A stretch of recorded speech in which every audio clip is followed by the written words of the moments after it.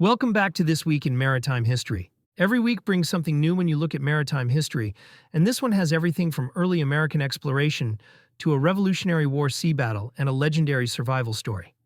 Let's start on June 8, 1830. That's when the sloop of war USS Vincennes returned from a circumnavigation of the globe, the first U.S. Navy ship to do so. She didn't stop there. A few years later, Vincennes served as the flagship of the United States Exploring Expedition, also known as the Wilkes Expedition or the XX. It's one of the most important scientific voyages in American history, but hardly anyone remembers it today. The XX was essentially a maritime version of Lewis and Clark's expedition. They explored and charted hundreds of Pacific islands and collected tens of thousands of scientific specimens, many of which became the foundation of the Smithsonian Institution's collections. Their Antarctic maps were so good, they were still in use well into the 20th century. Then on June 9, 1909, disaster struck the Canadian Soo locks at Sault Ste. Marie. The Great Lakes freighter Perry G. Walker accidentally rammed the lower lock gates. The doors failed, water surged through, and 3 ships, including the CP steamer Assiniboia and the Crescent City, were swept downriver. Remarkably, the locks were repaired in just 2 weeks. Today, the American locks handle most of the commercial traffic around the St. Mary's River Rapids, while the Canadian site is preserved as a National Historic Site.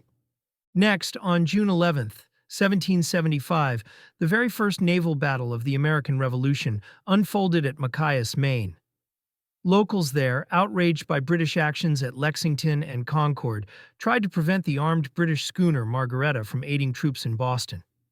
After disabling Margaretta's ability to maneuver, the citizens of Machias launched an attack from 2 vessels, Unity and the Falmouth Packet.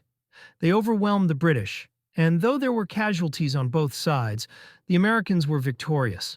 The leader of the Machias crew, Jeremiah O'Brien, was later honored with a Liberty ship named after him, SS Jeremiah O'Brien, which you can still visit in San Francisco.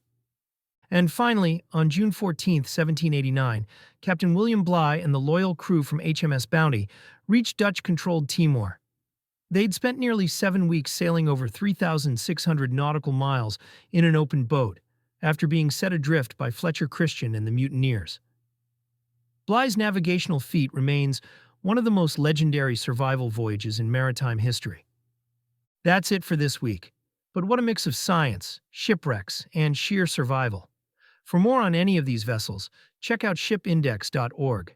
And if you have a maritime anniversary we should include in a future episode, let us know.